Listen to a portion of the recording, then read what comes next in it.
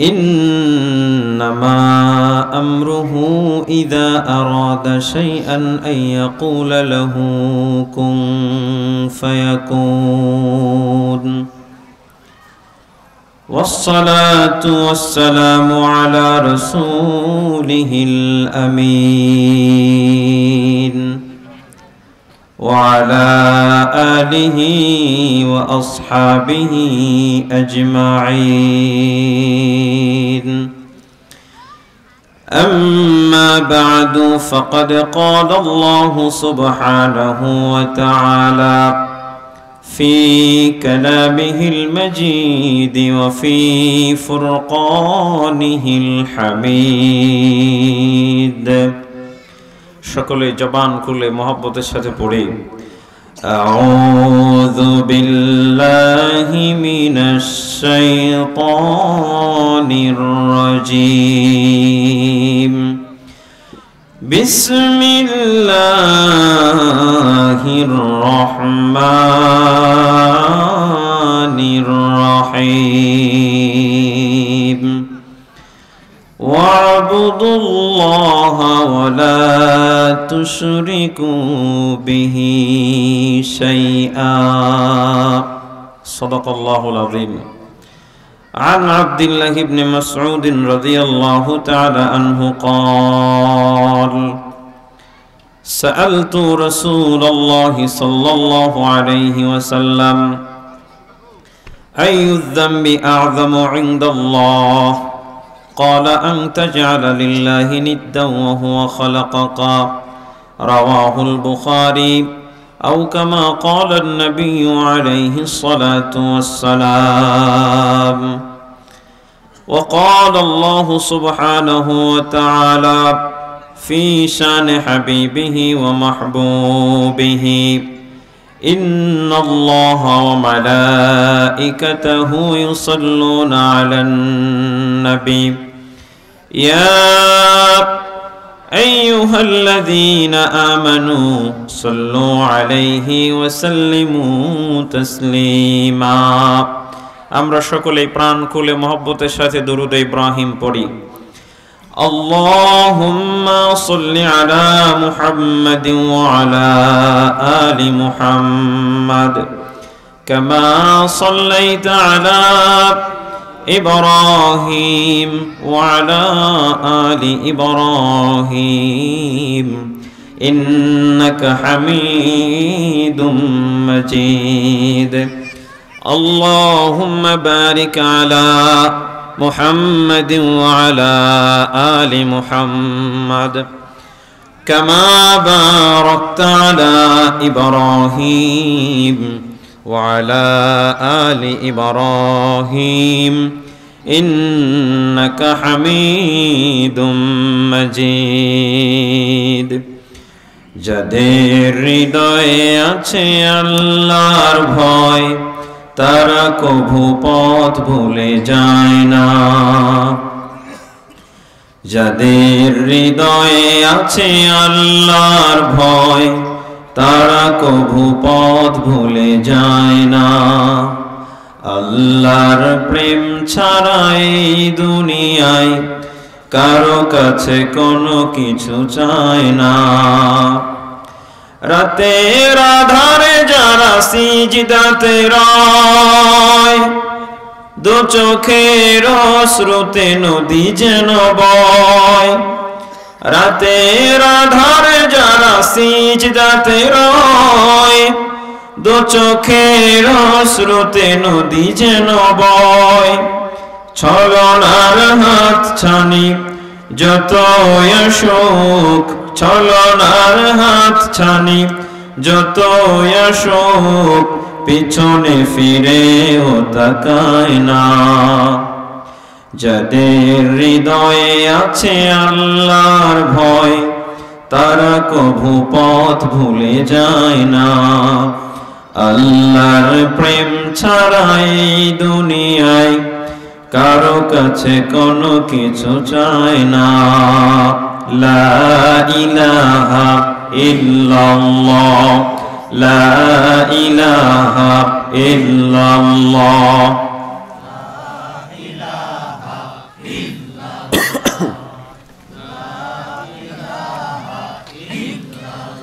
সকলে প্রাণ খুলে মহব্বতের সাথে জিকির করি লা ইলাহা ইল্লাল্লাহ, লা ইলাহা ইল্লাল্লাহ,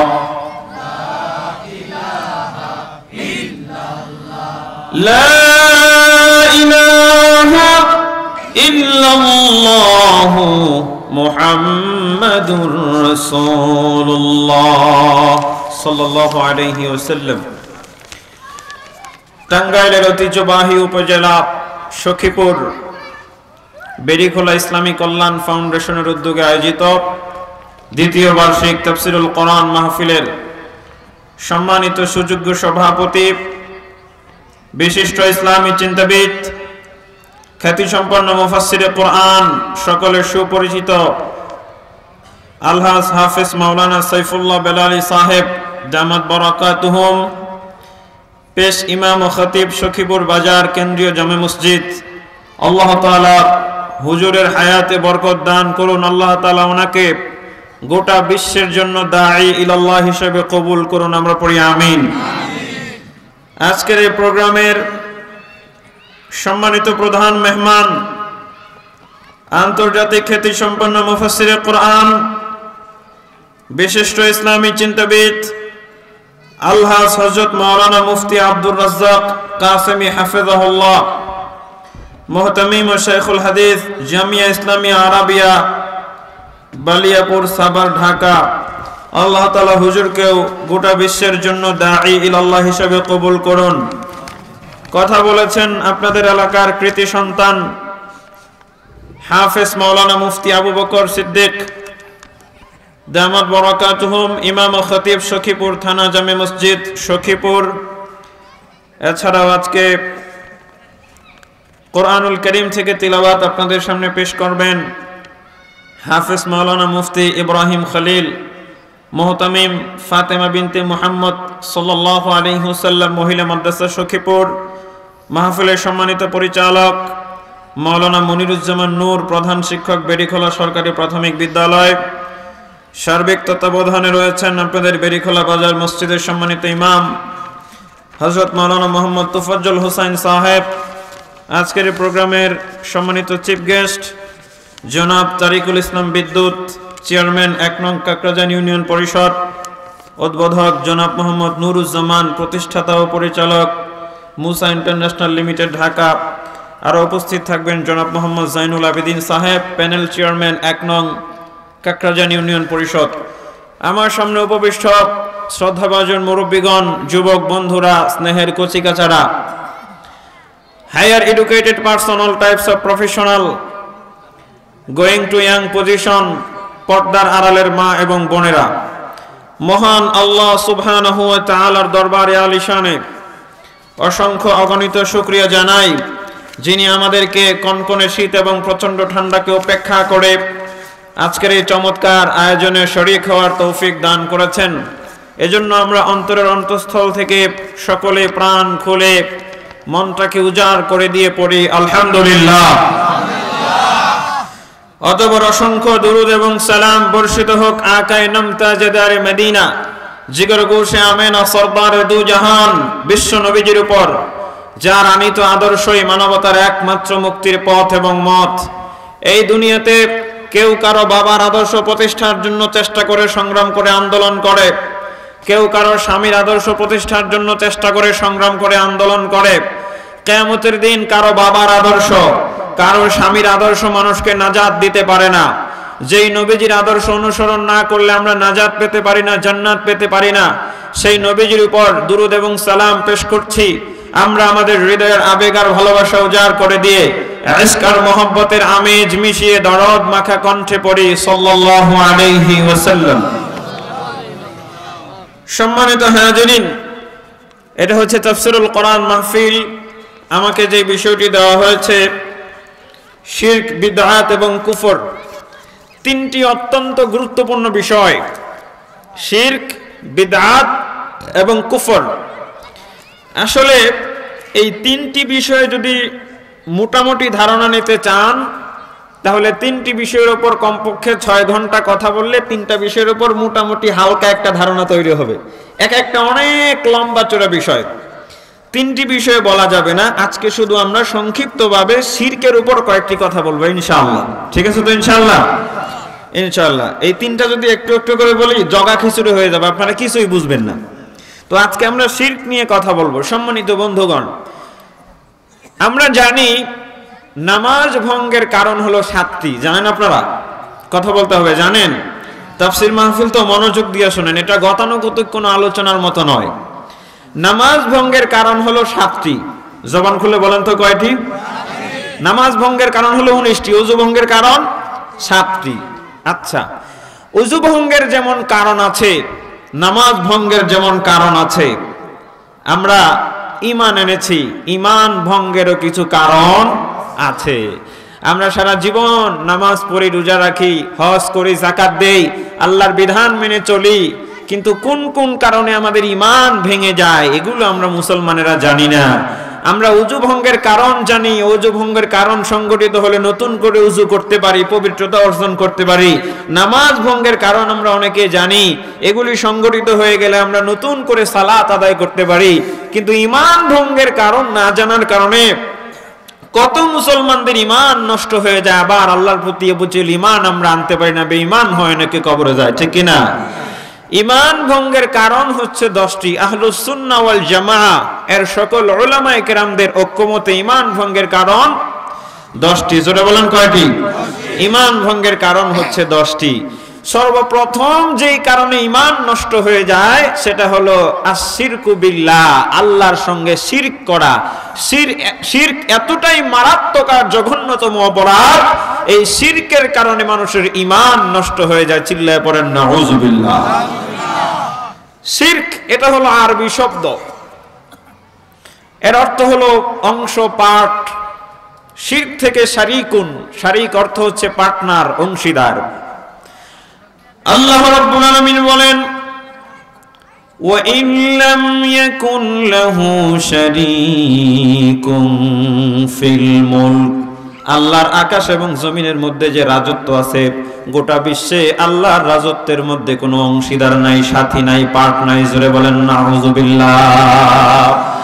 আল্লাহর এই রাজত্বের মধ্যে কোনো অংশীদার নাই, এর মধ্যে কোনো ভাগ নাই। গোটা বিশ্বের রাজত্ব একচ্ছত্র অধিপতি তিনি কে? জোরে বলেন তিনি কে? আল্লাহ এক, একক, অদ্বিতীয়। তিনি গোটা বিশ্বের একচ্ছত্র অধিপতি, গোটা বিশ্ব জগতের একচ্ছত্র সৃষ্টিকারী, একমাত্র নিয়ন্ত্রণকারী, একমাত্র আইনদাতা, একমাত্র বিধানদাতা। আল্লাহ ছাড়া গোটা বিশ্বের জন্য অন্য কোনো নিয়ন্ত্রণকারী নাই। আমার সম্মানিত বন্ধুগণ, আল্লাহ রাব্বুল আলামিন বলেন, লাউ কানা ফীহিমা আলিহাতান ইল্লাল্লাহু লাফাসাদাতা, अगर दो खुदा होती संसार में तो दोनों बाला होती संसार में, खतरनाक होकर दुनिया के रंज हवा करते हर रोज दोनों में जोंग। इधर एक कहता कि मियाँ सुनो, उधर एक कहता कि मियाँ चुप रहो, रहे आज दुनिया में बारिश रहे, बिगड़ कर दूसरा बोलता है आज धूप का फैसला है। এই পৃথিবীতে আল্লাহ ছাড়া দ্বিতীয় কোনো নিয়ন্ত্রণকারী নাই, এই পৃথিবীতে আল্লাহ ছাড়া দ্বিতীয় কোনো আইনদাতা নাই, বিধানদাতা নাই। তিনি এক, একক, অদ্বিতীয়। তার আইনের মধ্যে কেউ শরীক নাই, তার বিধানের মধ্যে কেউ শরীক নাই, তার রাজত্ব ক্ষমতার মধ্যে কেউ শরীক নাই। যদি তার আইনের মধ্যে, বিধানের মধ্যে, আকাশ এবং জমিনের মধ্যে কোনো শরীক থাকতো, কোনো আলাদা নিয়ন্ত্রণকারী থাকতো, তাহলে পৃথিবীর মধ্যে বড় ঝগড়া ফ্যাসাদ সৃষ্টি হতো। যদি দুইজন নিয়ন্ত্রণকারী থাকতো, একজনে বলতো আজকে সূর্য পশ্চিম দিকে উঠবে, আরেকজনে বলতো না আজকে সূর্য পূর্ব দিকে উঠবে। একজনে বলতো পৃথিবীতে আজকে বাতাস বইবে, আরেকজনে বলতো না কোনো বাতাস বইবে না। একজনে বলতো পৃথিবীতে আজকে বৃষ্টি হবে, আরেকজনে বলতো না না অসম্ভব, পৃথিবীতে আজকে রোদ উঠবে। সবকিছু যেভাবে নিয়ন্ত্রণ সুশৃঙ্খল ভাবে হচ্ছে, এর দ্বারা বোঝা যায় আল্লাহ একমাত্র একক নিয়ন্ত্রণকারী, দ্বিতীয় আর কোনো তার মধ্যে শরীক নাই। জোরে বলেন সুবহানাল্লাহ।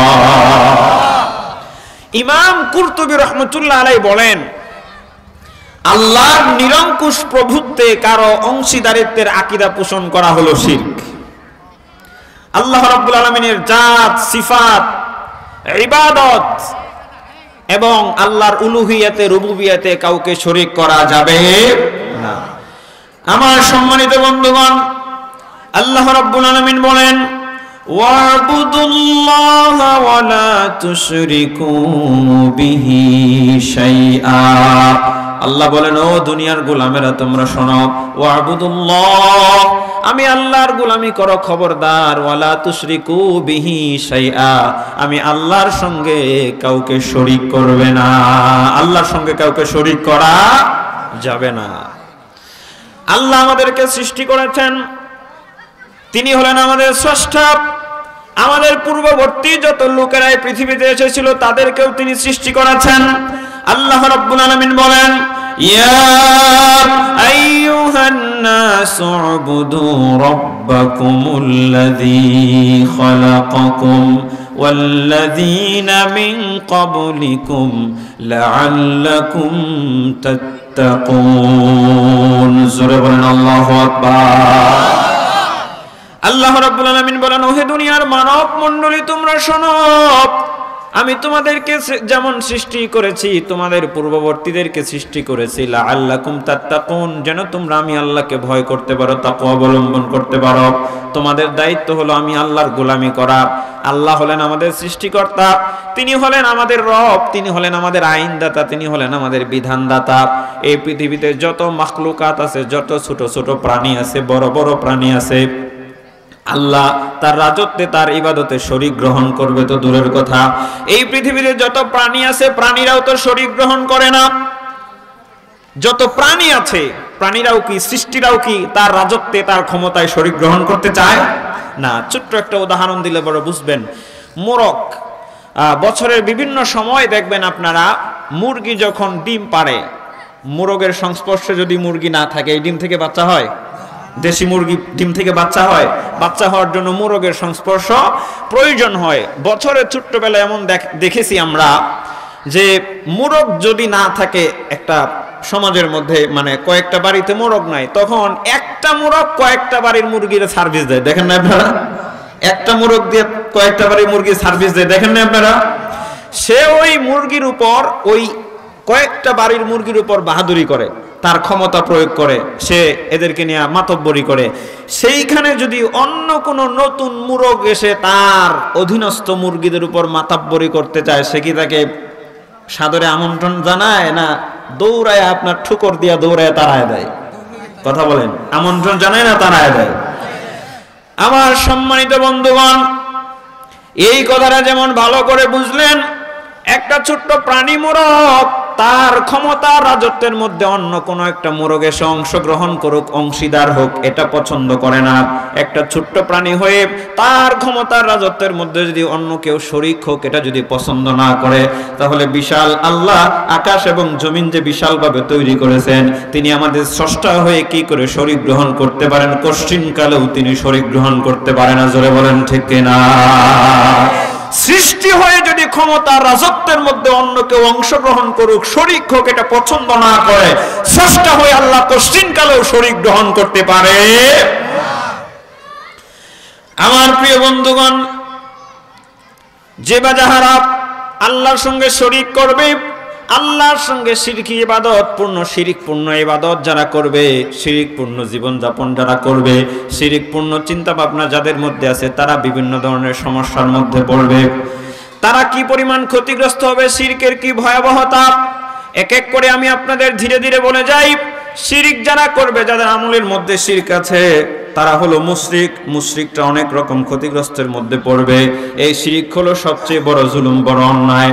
আল্লাহ রাব্বুল আলামিন বলেন, ওয়ালা তুশরিক বিল্লাহ ইন্নাশ শিরকা লাযুলমুন আযীম। ওয়ালা তুশরিক বিল্লাহ, আল্লাহ রাব্বুল আলামিন বলেন, আল্লাহর সঙ্গে কাউকে শরীক করো না। সূরা লুকমানে আল্লাহ উল্লেখ করেছেন, ইন্নাশ শিরকা লাযুলমুন আযীম, নিশ্চয়ই শিরক হলো সবচেয়ে বড় জুলুম, বড় অন্যায়। হাদিসের মধ্যে এসেছে, আল্লাহর নবীজির একজন সাহাবী জিজ্ঞাসা করেন, ইয়া রাসূলুল্লাহ আইয়ুয যামবি আযমু ইনদাল্লাহ, আল্লাহর কাছে সবচেয়ে বড় জুলুম, বড় অন্যায় কি, বড় অপরাধ কি? আল্লাহর নবী বলেন আনতা জাআলা লিল্লাহি নিদ্দান ওয়া হুয়া খালাকাকা, তুমি আল্লাহর কাউকে সমকক্ষে মনে করলা আল্লাহর সঙ্গে, অথচ আল্লাহ তোমাকে সৃষ্টি করেছেন, তার সমকক্ষ নিরূপণ করলা, তার সঙ্গে শরীক করলা। এটা হলো সবচেয়ে বড় অন্যায়, বড় জুলুম। জুড়ে বলেন নাউযুবিল্লাহ। আল্লাহর সঙ্গে শিরক করা হলো সবচেয়ে বড় অন্যায়, বড় জুলুম। নাউযুবিল্লাহ। 2 নম্বরে যারা শিরক করে তারা হলো মুশরিক। মুশরিকটা হলো অপবিত্র। আল্লাহ রাব্বুল আলামিন বলেন ইয়া আইয়ুহাল্লাযীনা আমানু ইন্নামাল মুশরিকুনা নাজাসুন। আল্লাহ রাব্বুল আলামিন বলেন ওহে ঈমানদারেরা শোনো, ইন্নামাল মুশরিকুনা নাজাসুন, মুশরিকরা হলো অপবিত্র, নাপাক। মুফাসসিরিনে কেরামগণ বলেন মুশরিকরা যদিও শারীরিকভাবে পবিত্র, শারীরিকভাবে তাদের কোনো ময়লা থাকে না অনেক সময়, কিন্তু দেখা যায় মুশরিকরা আল্লাহ ছাড়া মূর্তি পূজা করার কারণে, আল্লাহ ছাড়া অন্য কারো ইবাদত করার কারণে, আল্লাহ ছাড়া অন্য কাউকে রব হিসাবে গ্রহণ করার কারণে মুশরিকদের অন্তরটা অপবিত্র হয়ে যায়। এজন্য মুশরিকরা অপবিত্র। জোরে বলেন নাউযুবিল্লাহ। আর শারীরিকভাবে মুশরিকরা ওযু গোসল পবিত্রতার দিক থেকে অনেক অপবিত্র, ঠিক কিনা বলেন? শারীরিকভাবে ওযু নাই, গোসল নাই। এই যে খতনা মুসলিমরা করে, কত একটা উত্তম পদ্ধতি পবিত্র হওয়ার জন্য। আর যদি যারা খতনা না করে, এটা একটা ইসলামের সৌন্দর্য, খতনা করার কারণে মুসলিমরা সবসময় পবিত্র থাকতে পারে। আর খতনা না করার কারণে অমুসলিম ভাইরা খতনা করে না করার কারণে এখানে অপবিত্র, এই যে পেশাবের যে অংশটা এখানে লেগে থাকে, সব সময় তারা অপবিত্র থাকে, ঠিক কিনা বলেন? আমার সম্মানিত বন্ধুগণ, অমুসলিমেরা মূর্তি পূজা করে, তাদের অন্তরটাকে নাপাক বানিয়ে রেখেছে। ওযু গোসলের পবিত্রতা না জানার কারণে তাদের শরীরটাকেও নাপাক বানিয়ে রেখেছে। কিন্তু অনেক মুসলিমেরা আছে, অমুসলিমেরা মূর্তি পূজা করে তাদের অন্তরটাকে নাপাক বানিয়েছে। কিন্তু অনেক মুসলিমেরা আছে, মুসলিম নাম নেওয়ার পরেও, মুসলিম হওয়ার পরেও মাজার পূজা, বিভিন্ন পীরকে সিজদা দেয়া তাদের অন্তরটাকে নাপাক বানিয়েছে। জোরে বলেন আছে না নাই? পীরকে সিজদা দেয়। যে সমস্ত পীরেরা নিজেদের পায়ে মুরিদদের সিজদা দেয়, এরা কখনোই পীর হতে পারে না, হলো ভণ্ড আর শয়তান। চিল্লায়া বলেন ঠিক কিনা? আমার সম্মানিত বন্ধুগণ, মুফাসসিরিনে কেরামগণ উল্লেখ করেছেন এই যে গোটা বডিটা আদম আলাইহিস সালামের আল্লাহ তৈরি করেছেন ফেরেশতাদেরকে দিয়া। আর রব্বুল আলামিন ও খালাকা বিয়াদাইয়া, আদম আলাইহিস সালামের চেহারা, আদম আলাইহিস সালামের কপাল, মাথা, অর্থাৎ এক কথায় যে মাথা দেখতেছেন, চেহারাটা দেখতেছেন, এটা আল্লাহ কোনো ফেরেশতা দ্বারা তৈরি করেন নাই। এই চেহারা, মাথা, কপাল রব্বুল আলামিন নিজের হাতে তৈরি করেছে। জোরে বলেন সুবহানাল্লাহ। যেই কপাল আল্লাহ রাব্বুল আলামিন, যেই মাথা আল্লাহ রাব্বুল আলামিন নিজের হাতে তৈরি করেছেন, এটা কোনো অন্য কোনো কাউকে সিজদা দেওয়ার জন্য নয়। আল্লাহর দেওয়া কপালটা যদি নত করতেই হয়, আল্লাহর দেওয়া মাথাটা যদি নত করতেই হয়, একমাত্র আল্লাহ রাব্বুল আলামিনের সামনে নত করা লাগবে। জোরে বলেন ঠিক কিনা? যে ব্যক্তি আল্লাহর এই সৃষ্টি করা কপালটা দিয়া আল্লাহর সামনে নত না করে অন্য কোন পীরের সামনে, কোন ব্যক্তির সামনে, কোন মাজারে গিয়ে সিজদা দেয়, ওই ব্যক্তির মতো কপাল পুরো আল্লাহর জমিনে, আকাশের নিচে, জমিনের উপরে নাই। ঠিক কিনা বলেন? আমার সম্মানিত বন্ধুগণ, যারা শিরিক করে তারা হলো মুশরিক। মুশরিকরা হলো নাপাক, অপবিত্র। আর যারা শিরিক করে দুনিয়াতেও তারা মুসিবতের মধ্যে পড়বে, আখিরাতে তারা ক্ষতিগ্রস্তের মধ্যে পড়বে। রব্বুল আলামিন বলেন ইন্নাহু মাইয়ুশরিক বিল্লাহ ফাকান্নামা খাররা মিনাস সামাই ফাতাখতাফুহু الطير أو تهوي به الريح في مكان سحيق زوره বলেন আল্লাহু আকবার। যারা শিরিক করে, যাদের আমলের মধ্যে শিরক আছে, তারা বিভিন্ন ধরনের মুসিবতের মধ্যে পড়বে, তারা মুসিবতগ্রস্ত হয়ে যাবে। মনে করেন কাউকে যদি আল্লাহ রাব্বুল আলামিন বলেন ফাকান্নামা খাররা মিনাস সামা, মনে করেন কাউকে যদি 10 তলা বিল্ডিং এর উপর থেকে ধাক্কা দিয়ে ফেলে দেওয়া হয় অথবা নিজে নিজে লাফ দিয়ে পড়ে, তার অবস্থা কি খারাপ হবে না ভালো হবে? সে কি বিপদের মধ্যে থাকবে কিনা বলেন? একটা বিল্ডিং থেকে পড়ে গেলে যদি বিপদগ্রস্ত হয়ে যায়, মানুষটা মুসিবতগ্রস্ত হয়ে যায়, আল্লাহ রাব্বুল আলামিন বলেন যারা শিরিক করে, যাদের আমলের মধ্যে শিরক আছে, সে যেন 10 তলা বিল্ডিং থেকে নয়, সে যেন সেই আকাশ থেকে পড়ে গেল। বিল্ডিং থেকে পড়ে গেলে যদি মানুষ বিপদগ্রস্ত হয়, তাহলে আকাশ থেকে যদি কেউ পড়ে যায় তার বিপদ কম না বেশি? শিরিককারী মানুষ হলো 1 নম্বরে এমন বিপদগ্রস্ত যেন আকাশ থেকে জমিনের মধ্যে পড়ে গেল। নাউজুবিল্লাহ বলেন। এরপরে আল্লাহ রাব্বুল আলামিন বলেন ফাতাখতাফুহু তায়রু, মানুষ ভুজি কিছু পাখি আছে, মানুষ ভুজি যদি কোনো পাখি কাউকে আপনার ছু মেরে নিয়ে যায়, নিরুদ্দেশ হয়ে যায়, কারো খোঁজ খবর পাওয়া না যায়, এই যে দেখেন না গুম করে ফেলে অনেকেই, মানুষ গুম করে ফেলে, একদল আরেকদল লোককে গুম করে ফেলে, র‍্যাব বিভিন্ন সময় মানুষকে গুম করে ফেলে। গুম যাদেরকে করা হয় পরিবার পরিজনেরা চিন্তিত থাকে কিনা, আর যাকে গুম করা হয় সেও বিপদগ্রস্ত হয় কিনা। মনে করেন কাউকে যদি এরকম বিশাল বড় পাখি এসে ছু মেরে নিয়ে যায়, নিরুদ্দেশ হয়ে যায়, ব্যক্তিটাকে খুঁজে পাওয়া যায় না, কোন জায়গায় যায় পরিবারের লোকেরাও জানে না, কোন জায়গায় নিয়ে যায় তারাও জানে না, এই যে নিরুদ্দেশ হয়ে যায়, ওই ব্যক্তির কোনো খোঁজ খবর থাকে না। এই পাখিটা যাকে নিয়ে যায়, ওই ব্যক্তি যেমন বিপদগ্রস্ত থাকে, আল্লাহর সঙ্গে যারা শিরিক করে তারাও এর চাইতে বেশি বিপদগ্রস্ত। জোরে বলেন নাউজুবিল্লাহ। এরপরে আল্লাহ রাব্বুল আলামিন বলেন আউ তাহবি বিহির রিহু ফি মাকানিন সাহিক, অথবা যদি বাতাসটাকে কাউকে ধরে, বাতাস যদি কাউকে ধরে ক্যাচ করে ধরে জুড়ে কোথাও নিক্ষেপ করে, মনে করেন একটা বল নিক্ষেপ করা হয়, দেয়ালের মধ্যে লাগে, বলটাকে সামান্য পরিমাণ একটা দেয়াল, এটাতেই যদি লাগার পরে বলটা অনেক জুড়ে আঘাতপ্রাপ্ত হয়, আল্লাহ রাব্বুল আলামিন বলেন যারা শিরিক করলো তাদেরকে যেন বাতাস ধরলো, ধরার পরে জুড়ে কোথাও নিক্ষেপ করলো, বাতাস যদি কাউকে প্রচন্ড তুফান গতিতে এসে যদি কাউকে ধরে আর যদি জুড়ে কোথাও নিক্ষেপ করে, তার বিপদ কম না বেশি? জোরে বলেন বিপদ কম না বেশি? বাতাস যদি কাউকে ধরে জুড়ে কোথাও নিক্ষেপ করে ফেলে দেয়, ওই ব্যক্তি যেমন বিপদগ্রস্ত, আপনার পাখি যদি ছু মেরে নিয়ে যায় ওই ব্যক্তি যেমন বিপদগ্রস্ত, এরপরে যদি কেউ আকাশ থেকে পড়ে যায় ওই ব্যক্তি যেমন বিপদগ্রস্ত, আল্লাহর সঙ্গে যারা শরীক করে তারা এর চাইতে অনেক বেশি গুণে বিপদগ্রস্ত। জুড়ে বলেন নাউজুবিল্লাহ। আল্লাহর সঙ্গে যারা শরীক করে এর চাইতে অনেক বেশি বিপদগ্রস্ত। আল্লাহ আমাদের হেফাজত করুন। জোরে বলেন আমিন।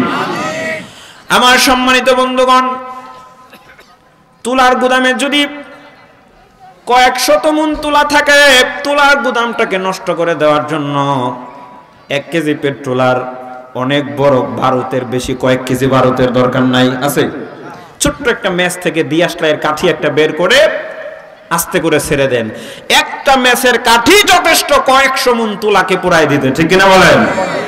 আল্লাহ রাব্বুল আলামিন বলেন যাদের আমলের মধ্যে শিরক আছে, শিরকের মধ্যে যারা লিপ্ত রয়েছে তাদের আমলগুলি নষ্ট হয়ে যায়। আল্লাহ রাব্বুল আলামিন বলেন যালিকা হুদাল্লাহু ইয়াহদি বিহি মান ইয়াশাউ মিন ইবাদিহি ওয়ালাউ আশরাকু লাহাবিত আনহুম মা কানু ইয়ামালুন। আল্লাহ রাব্বুল আলামিন বলেন এটা আল্লাহর হিদায়াত, আল্লাহ যাকে ইচ্ছা তাকে হিদায়াত দান করেন। এরপর রাব্বুল আলামিন বলেন ওয়ালাউ আশরাকু লাহাবিতা আনহুম মা কানু ইয়ামালুন। আল্লাহ রাব্বুল আলামিন বলেন যাদেরকে আল্লাহ হিদায়াত দান করেছে তারা তো বেঁচেই গিয়েছে, যদি তারা শিরক করত ওয়ালাউ আশরাকু লাহাবিতা আনহুম মা কানু ইয়ামালুন, যদি তারা শিরক করত তাহলে তাদের আমলগুলো অন্যান্য মুশরিকদের মতো ধ্বংস হয়ে যেত। পড়েন নাউজুবিল্লাহ। শিরক করলে আমলগুলো ধ্বংস হয়ে যায়, এটা তো আমভাবে আল্লাহ ঘোষণা করেছেন।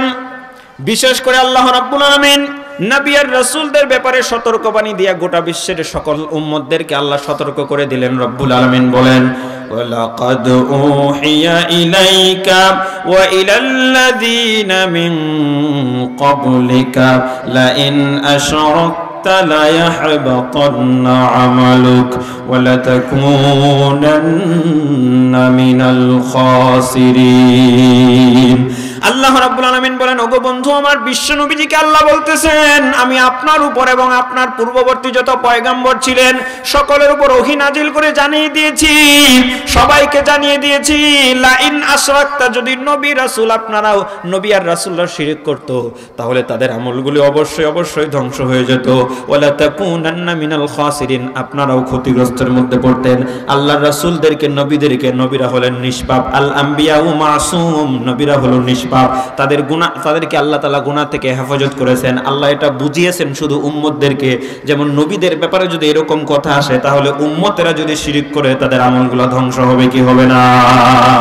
অবশ্যই শিরক থেকে বেঁচে থাকতে হবে। শিরকযুক্ত আমল কোনো কাজে লাগে না আল্লাহর দরবারে। শিরক হচ্ছে ঈমান ভঙ্গের এক নাম্বার কারণ।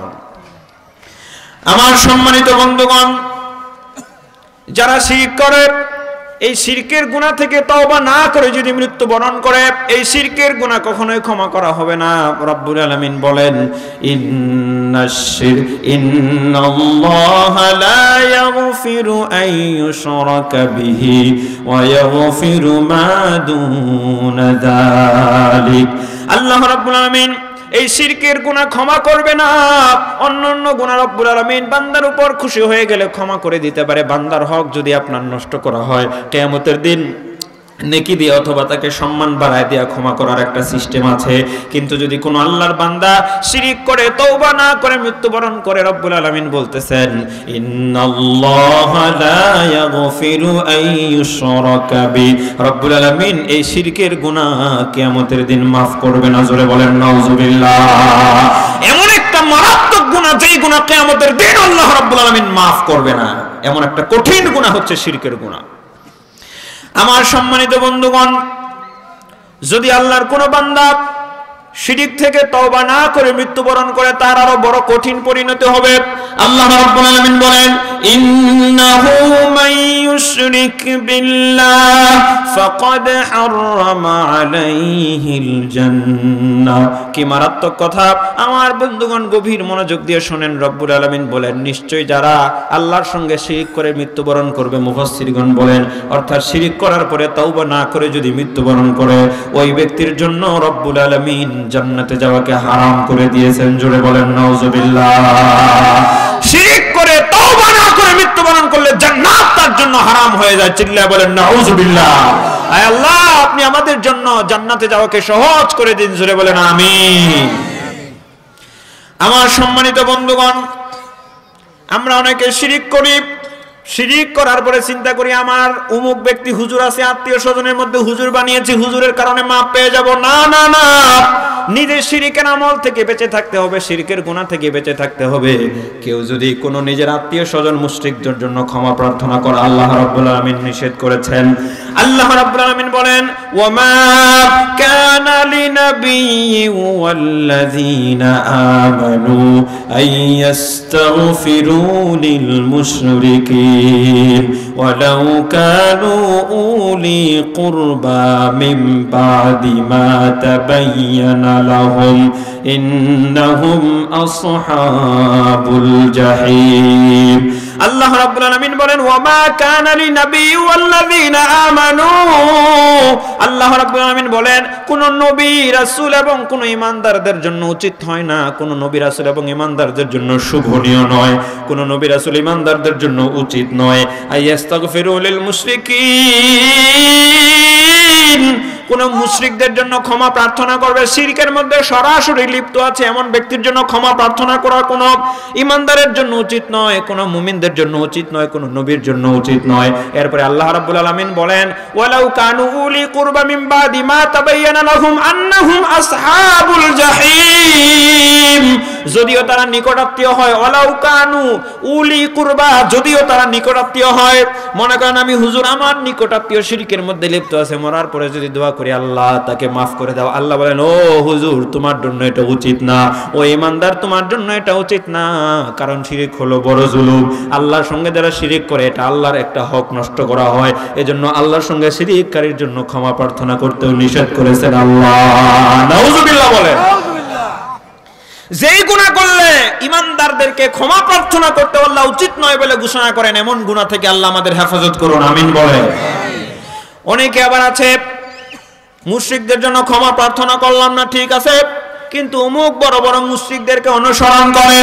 আজকে আমাদের প্রিয় যুবকেরা বড় বড় প্লেয়ারদের অনুসরণ করে। খোঁজ খবর নিয়ে দেখো যুবকেরা, যাদেরকে তোমরা অনুসরণ করে চুলের ডিজাইনটা বানাও, যাদেরকে অনুসরণ করে তোমার পোশাকটা পরো, যাদেরকে অনুসরণ করে তোমার লাইফস্টাইলটা অতিবাহিত করতেছো যুবক, ওই ব্যক্তিরা হলো মুশরিক। আল্লাহ রাব্বুল আলামিন বলেন, ওয়া ইন আতাতুমুহুম ইন্নাকুম লামুশরিকুন। যারা মুশরিকদের অনুসরণ করবে, যদি তারা মুশরিকদের অনুসরণ করে, আল্লাহ বলেন যদি তোমরা মুশরিকদের অনুসরণ করো, ইন্নাকুম লামুশরিকুন, তবে তোমরাও মুশরিকদের কাতারে শামিল হয়ে যাবে। জোরে বলেন নাউজুবিল্লাহ। আমরা কি মুশরিকদের অনুসরণ করতে মুশরিকদের কাতারে শামিল হতে রাজি আছি? কোশ্চিন কালেও নাই। আমরা মুশরিকদের অনুসরণ করব না, আমরা অনুসরণ করব উলামায়ে কেরামদের। উলামায়ে কেরামদের অনুসরণ করলে আপনার জন্য জান্নাতের পথটা সহজ হয়ে যাবে। সুবহানাল্লাহ বলেন। উলামায়ে কেরামরা আপনাকে হকের রাস্তা দেখায়, আলেমদের অনুসরণ করলে আপনি হক বুঝতে পারবেন, হিদায়াতের উপর অটল থাকতে পারবেন। আল্লাহ এটাই বলেছেন সূরা ফাতিহার মধ্যে, ইহদিনাস সিরাতাল মুস্তাকিম। আল্লাহ তাআলা বলেন সিরাতাল্লাযিনা আন'আমতা আলাইহিম, তাদের সঙ্গে আন'আমতা আলাইহিম, যাদেরকে আপনি নিয়ামত দান করেছেন আল্লাহ, তাদের পথে আমাদেরকে চলার তৌফিক দান করুন। আপনাকে আমি বলে দিলাম, এখান থেকে যাবেন সখীপুর ঢাকা যাওয়ার জন্য, সখীপুর থেকে বাসে চড়বেন, সেখান থেকে গুরাই নামবেন, গুরাই থেকে চান্দুরা, চান্দুরা থেকে দুইটা রাস্তা, একটা হলো আপনার এই চৌরাস্তা দিয়ে, আর একটা হলো সাভার দিয়া। আপনি বলবেন হুজুর ঢাকায় আমার যাওয়া লাগবে না, এত ভেজাল করে কি ঢাকা যায়? এটা হলো একটা রাস্তা দেখানোর পদ্ধতি। আরেকটা রাস্তা দেখানোর পদ্ধতি হলো এই যে কয়েকজন লোক ঢাকা যাবে মহাখালী পর্যন্ত, তাদের সঙ্গে চলে যান, তাদের যেই গতি আপনার সেই গতি। তাহলে কোন রাস্তাটা সহজ বলেন তো? কোন রাস্তাটা সহজ? যারা ঢাকা যাবে তাদের সঙ্গে যাওয়া সহজ না? সহজ। এজন্য আল্লাহ তাআলা বলেন, ওয়া ইন আতাতুমুহুম ইন্নাকুম লামুশরিকুন, মুশরিকদের অনুসরণ করলে তোমরাও মুশরিকদের মধ্যে শামিল হবে। আমরা মুশরিকদের নয়, আমরা অনুসরণ করব আল্লাহর প্রিয় বান্দাদের, নেককার বান্দাদের, উলামায়ে কেরামদের অনুসরণ করব। উলামায়ে কেরামরা যাবে জান্নাতে, তাদের সঙ্গে আমরাও জান্নাতের পথে অগ্রসর হব। আল্লাহ কবুল করুন। জোরে বলেন আমিন। শিরকের সামান্য কিছু ভয়াবহতা। এবার আসেন আমার বন্ধুরা, আমাদের সমাজে প্রচলিত কিছু শিরক আছে, কয়েকটি উদাহরণ দেই। আমাদের সমাজে প্রচলিত শিরকের ব্যাপক প্রচলন রয়েছে, অনেকগুলো শিরক। আমি বেছে বেছে মারাত্মক কয়েকটা শিরকের উদাহরণ দেব। আপনারা কষ্ট পাচ্ছেন না তো ইনশাআল্লাহ?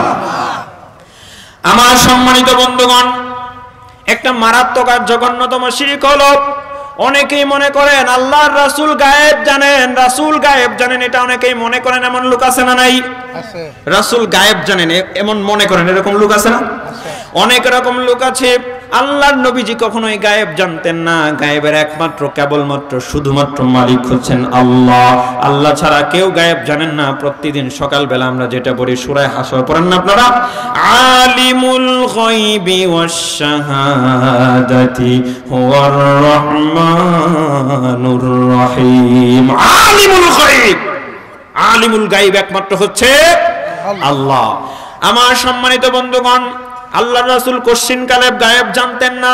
আল্লাহ তাআলা যতটুকু রব্বুল আলামিন যতটুকু বিশ্বনবীজিকে ওহী করে দিয়েছেন ততটুকুই বিশ্বনবীজি বলতেন। বিশ্বনবী নিজে থেকে গায়েব জানতেন না। যারা মনে করেন আল্লাহ রাসূল গায়েব জানতেন, গায়েব জানার মালিক হচ্ছেন আল্লাহ, যদি মনে করা হয় নবীও গায়েব জানেন, তাহলে আল্লাহর সঙ্গে গায়েব জানার এই ব্যাপারটা নিয়ে শরীক করা হলো। অথচ আল্লাহর সঙ্গে গায়েব জানার ব্যাপারে কেউ শরীক থাকতে পারবে না।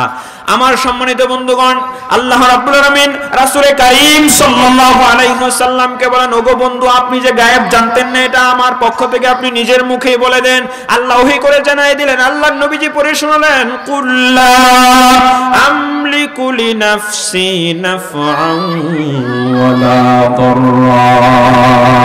আল্লাহর নবীকে আল্লাহ বলেন, ওগো বন্ধু আমার, আপনি বলে দেন, আমি আমার নিজের ব্যাপারে ভালো করারও মালিক না, আমি আমার নিজের ব্যাপারে মন্দ করারও মালিক না।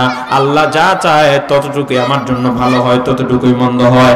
এরপরে বিশ্ব নবীজিকে আল্লাহ বলে দিলেন, ওগো বন্ধু আমার, আপনি আরো বলে দেন, ওয়ালাউ কুনতু আ'লামুল গায়বা লাস্তাকসারতু মিনাল খায়র ওয়া মা মাসসানিয়াস সূ।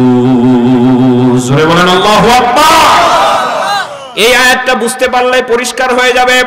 আল্লাহ রাব্বুল আলামিন বলেন, ওয়ালাউ কুনতু আ'লামুল গায়ব, ওগো বন্ধু আমার, ওগো বিশ্ব নবীজি, আপনি আরো বলে দেন, যদি আমি গায়েব জানতাম লাস্তাকসারতু মিনাল খায়র, তাহলে আমি কল্যাণকর বিষয়গুলো বেশি বেশি গ্রহণ করতাম। ওয়ামা মাসানিয়াসু, কখনোই আমাকে কষ্ট আক্রমণ করতে পারতো না, কষ্ট আমাকে স্পর্শ করতে পারতো না।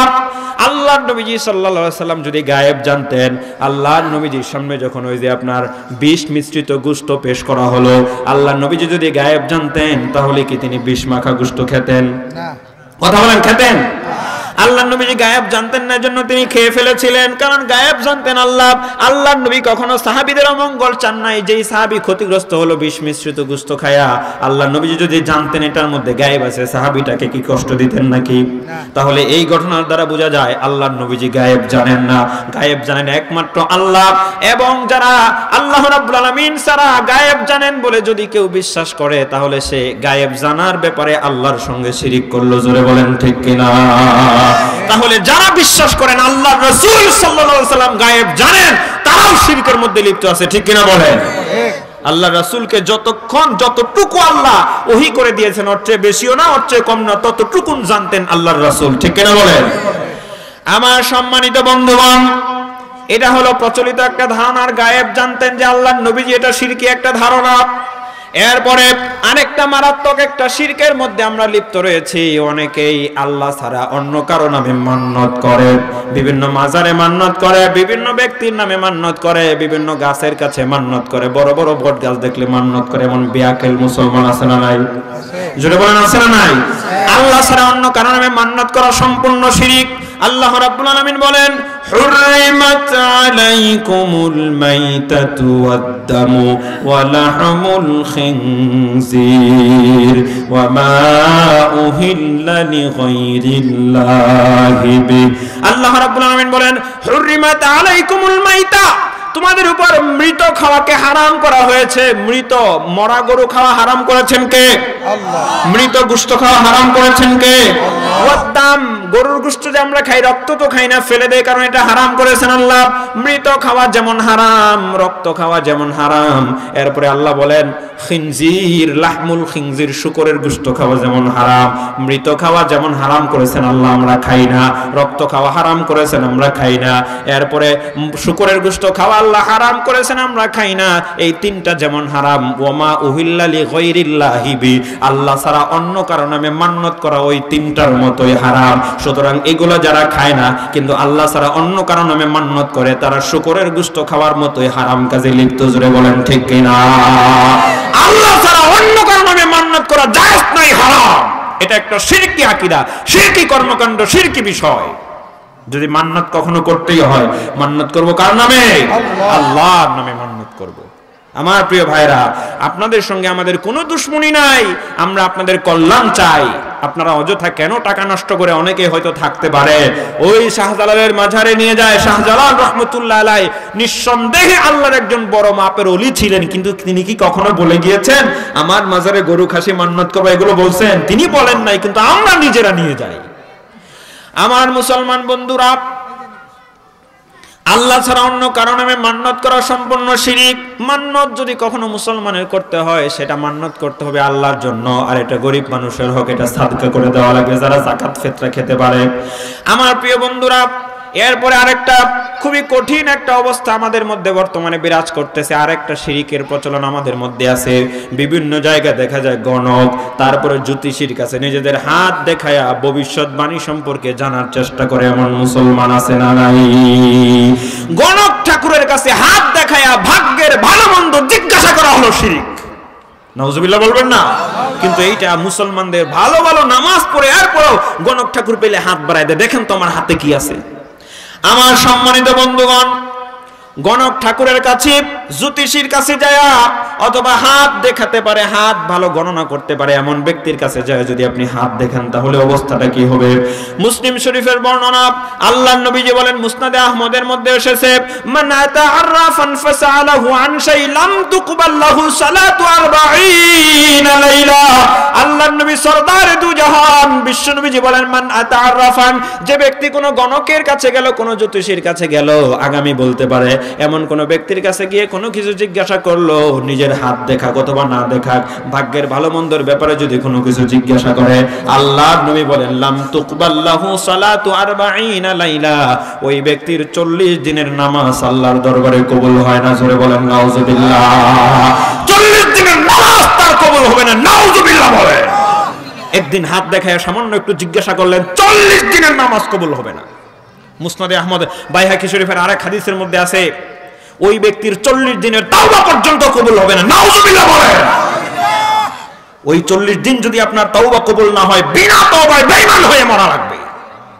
তাহলে কাউকে দেখলেই চুলওয়ালা, জটওয়ালা, লাল কাপড় পরা দেখলে হাত বাড়ায় দেওয়া যাবে না, এটা মুসলমানের চরিত্র হতে।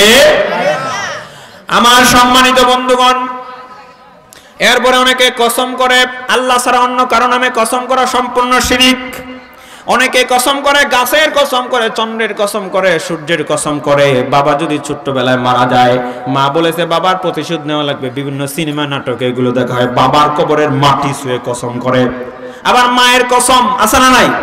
এই যে মা বাবার নামে গাছের কসম, মাছের কসম, বিভিন্ন জায়গার কসম করে। আশ্চর্য হবেন আপনারা, সেদিন দেখলাম ফেসবুকে এক ছেলে লিখেছে, মানে এক যুবক স্ট্যাটাস দিয়েছে যে 200 বছরের পুরনো বাঙা কেল্লার প্রাচীরের, শেওলা পরা প্রাচীরের উপর হেঁটে চলা টিকটিকির পায়ের কসম, সুন্দরী তোরে আমি ভালোবাসি।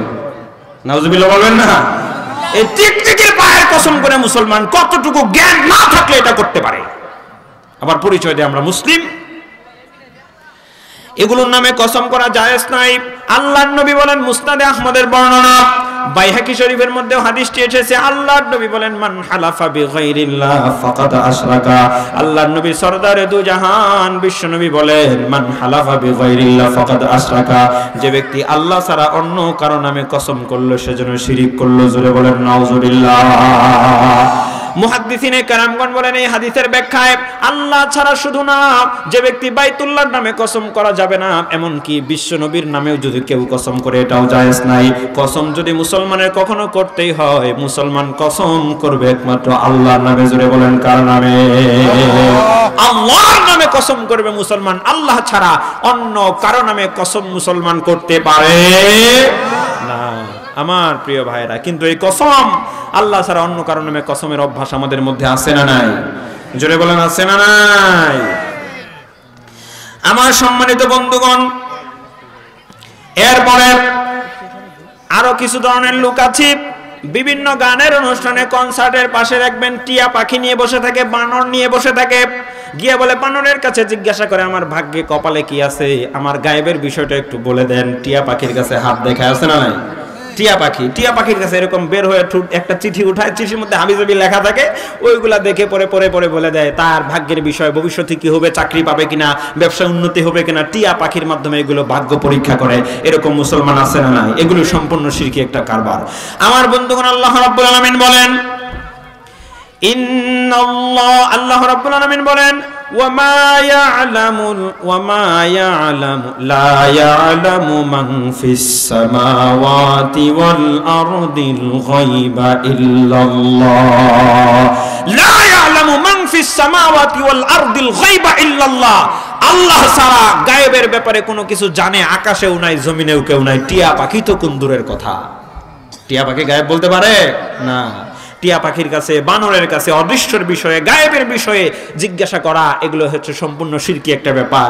কিন্তু মা বোনের এগুলো বেশি করে বানর খেলা আসে না, বানর খেলা দেখাতে নিয়ে আসে, এই বানরের কাছে হাত দেখায়, বানরের কাছে ভাগ্যের ভালো মন্দ, ছেলেটা বিদেশ যেতে পারবে কিনা, তারপরে ভালো হবে কিনা, মন্দ হবে কিনা, চাকরিতে উন্নতি হবে কিনা, এগুলো বানরের কাছে, টিয়া পাখির কাছে হাত দেখায়া জিজ্ঞাসা করা সম্পূর্ণ একটা শিরকি ব্যাপার। আল্লাহ আমাদের হেফাজত করুন, জোরে বলেন আমিন।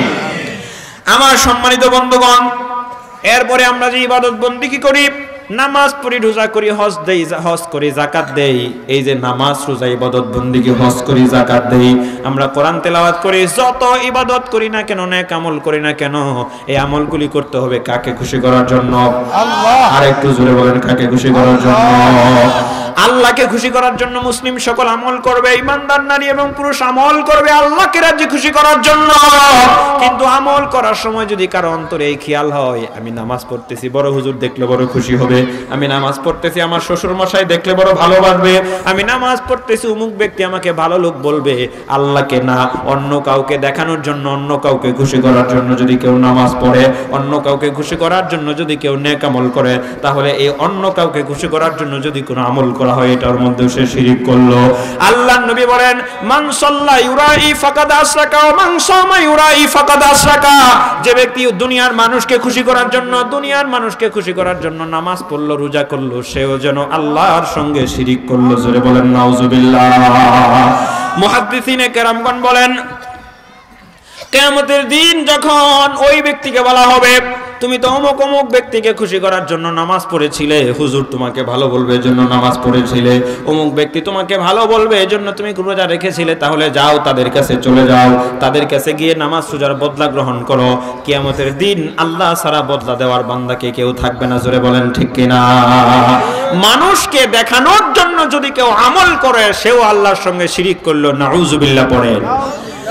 আমার সম্মানিত বন্ধুগণ, এরপরে অনেকেই মনে করে জনগণ ক্ষমতার উৎস, অথচ সকল ক্ষমতার একমাত্র কেবলমাত্র মালিককে। জনগণ ক্ষমতার উৎস এটা যদি কেউ মনে প্রাণে বিশ্বাস করে, তাহলেও তার বিশ্বাসের মধ্যে শিরিক আছে। কারণ আল্লাহ রাব্বুল আলামিন বলেন, আন্নাল কুওয়াতা লিল্লাহি জামিআ, নিশ্চয়ই সকল ক্ষমতার একমাত্র উৎস, একমাত্র মালিক হলেন আল্লাহ। সুবহানাল্লাহ বলবেন না? সূরা মুলকের মাঝে আল্লাহ রাব্বুল আলামিন বলেন, তাবারাকাল্লাযী বিয়াদিহিল মুলকু ওয়া হুয়া আলা কুল্লি শাইইন কাদির। বরকতময় সেই আল্লাহ, তাবারাকাল্লাযী বিয়াদিহিল মুলক, যার হাতে আকাশ এবং জমিনের রাজত্ব ক্ষমতা, সেই আল্লাহ বরকতময়। ওয়া হুয়া আলা কুল্লি শাইইন কাদির, তিনি সকল বিষয়ের উপর ক্ষমতাবান ঘোষণা করেছেন কে? তাহলে আমরা যারা মনে করি জনগণ ক্ষমতার উৎস, এটা যদি মনে প্রাণে কেউ বিশ্বাস করে, তাহলে তার বিশ্বাসের মধ্যে শিরিক আছে। আবার অনেক জায়গায় দেখা যায় এই যে কবুতর লালন পালন করে না, আমাদের ময়মনসিংহে এটা অনেক সময় দেখি আমরা, এই এলাকায় আছে কিনা জানি না, কবুতরের বাক্স পরিষ্কার করে যত ময়লা আবর্জনা বিষ্ঠা আছে এগুলা ধান ক্ষেতের 3 মাথার আইল, যেখানে 3 মাথা, ওইখানে নিয়ে ফেলে রাখে। দেখছেন আপনারা কখনো? এটা এদিকে হয়তো নাও হতে পারে। উদ্দেশ্য হলো যেন বরকত হয়, এমনটা করা সম্পূর্ণ শিরিক। আবার অনেক জায়গায় দেখা যায়, এটা আমি সখীপুরে অনেক জায়গায় দেখছি, সুপারির খোসা রাস্তার চলাচলের জায়গায় ফেলে রাখে। আছে না নাই? রাস্তায় সুপারির খোসা ছড়ায় রাখে। জিজ্ঞাসা করেন মা বোনদেরকে যে যত লোক পাড়ায় যাবে তত সুপারি বেশি হবে। আল্লাহ বরকত দেওয়ার মালিক কি মানুষ না আল্লাহ? এমনটা ধারণা নিয়ে সুপারির খোসা যদি কেউ রাস্তায় ফেলে রাখে, সেও সম্পূর্ণ শিরকি আমল করলো। নাউজুবিল্লাহ বলেন। এটা ফেলার কারণে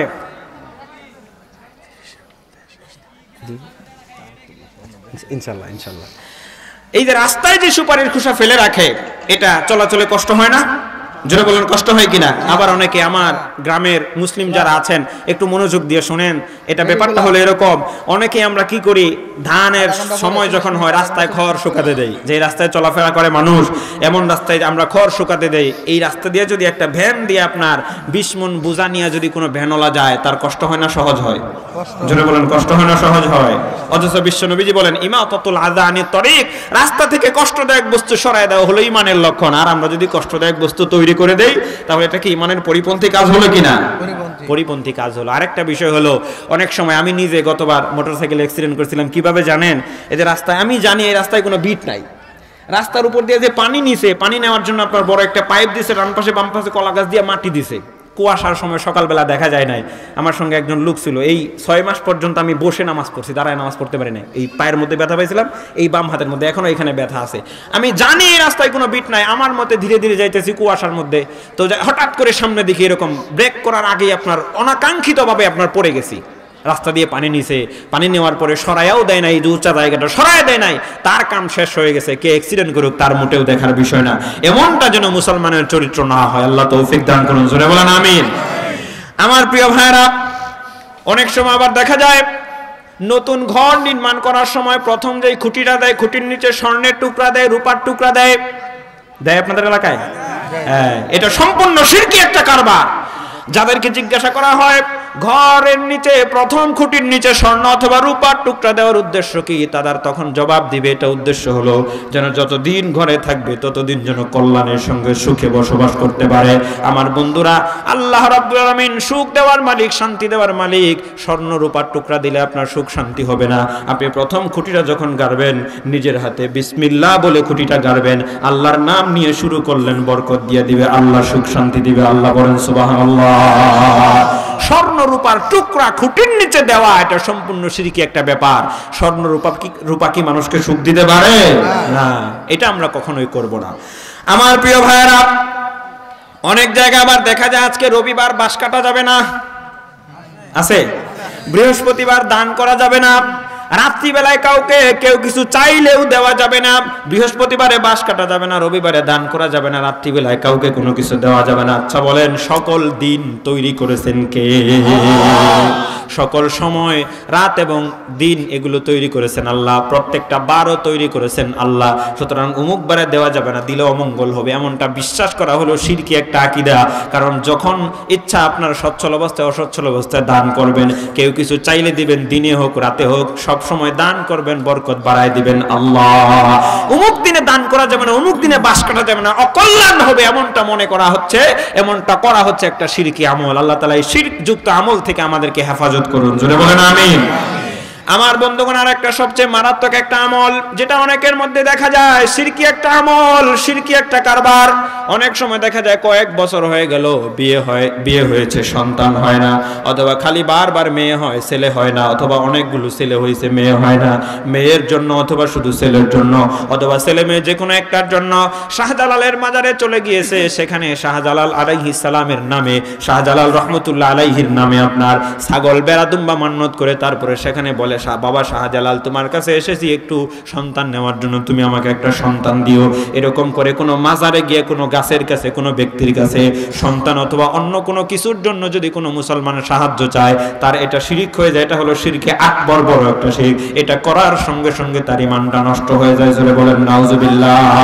কোরআনুল কারীমের মধ্যে আল্লাহ রাব্বুল আলামিন বলেন, লিল্লাহি মুলকুস সামাওয়াতি ওয়াল আরদি ইয়াখলুকু মা ইয়াশা ইয়াহাবু লিমান ইয়াশাউ ইনাসাও ওয়া ইয়াহাবু লিমান ইয়াশাউ যুকুর ওয়া ইয়াজআলু মান আও ইউযাওয়িজুহুম যুকরানা ওয়া ইনাসা ওয়া ইয়াজআলু মান ইয়াশাউ আকীমা। জোরে বলেন আল্লাহু আকবার। আল্লাহ রাব্বুল আলামিন বলেন, লিল্লাহি মুলকুস সামাওয়াতি ওয়াল আরদ, আকাশ এবং জমিনে যা কিছু আছে সবই আল্লাহর জন্য। আল্লাহ রাব্বুল আলামিন এর পরে বলেন, ইয়াখলুকু মা ইয়াশা, তিনি যা ইচ্ছা তাই সৃষ্টি করেন। হুয়াল্লাযী ইউসাউবিরুকুম ফিল আরহামি কাইফা ইয়াশা, মায়ের রেহেমের ভিতরে, মায়ের পেটের ভিতরে আল্লাহ সৃষ্টি করেন। এই যে আমাদের সমাজে, বাংলাদেশে নয় সারা পৃথিবীতে আছে হিজড়া সম্প্রদায়, আছে না? হিজড়া সম্প্রদায় আছে, এদেরকেও তৈরি করেছেন আল্লাহ শুধু পরীক্ষার জন্য। কে ধৈর্য ধারণ করতে পারে, কেউ যদি ধৈর্য ধারণ করে থাকতে পারে, তাহলে আল্লাহ কিয়ামতের দিন উত্তম পুরস্কার তাদের জন্য দান করবেন। এটা আল্লাহর একটা পরীক্ষা দুনিয়াতে দেখার জন্য। আমি যেমন ভালো বানাতে পারি, হিজড়াও বানাতে পারি, এটা আল্লাহ তৈরি করেছেন। অনেক মানুষ হিজড়াদের প্রতি খারাপ ধারণা করে, তারা হয়তো সামাজিকভাবে অবহেলিত হওয়ার কারণে কিছু খারাপ আচরণ করে, এটা ঠিক আছে। অনেক মানুষও আছে তাদের প্রতি এমন খারাপ নজরে দেখে, খারাপ চোখে তাকায়, হিজড়া হওয়া মানে অমঙ্গল এটা মনে করে, এমন মানুষ আছে না নাই? খবরদার, তাদের প্রতি খারাপ নজরে তাকানো যাবে না, তাদের প্রতি খারাপ আচরণ করা যাবে না, কারণ তাদেরকেও সৃষ্টি করেছেন কে? আল্লাহ। এরপরে আল্লাহ রাব্বুল আলামিন বলেন, ইয়াহাবু লিমান ইয়াশাউ ইনাসা, কাউকে আল্লাহ কন্যা সন্তান দান করেন। এখানে একটা বড় বুঝবার ব্যাপার হলো, আল্লাহ রাব্বুল আলামিন প্রথম কন্যা সন্তানের কথা উল্লেখ করেছেন। আল্লাহর নবী বলেন, কন্যা সন্তান প্রথম হলো বরকত। একটা কন্যা সন্তান একটা জান্নাতের মালিক, যদি সে তাকে পর্দা পশিদার মধ্যে রেখে দিনের জ্ঞান শিক্ষা দিয়ে তারপরে ভালো পাত্রস্থ করতে পারে। দুইটা কন্যা সন্তান, দুইটা জান্নাতের মালিক।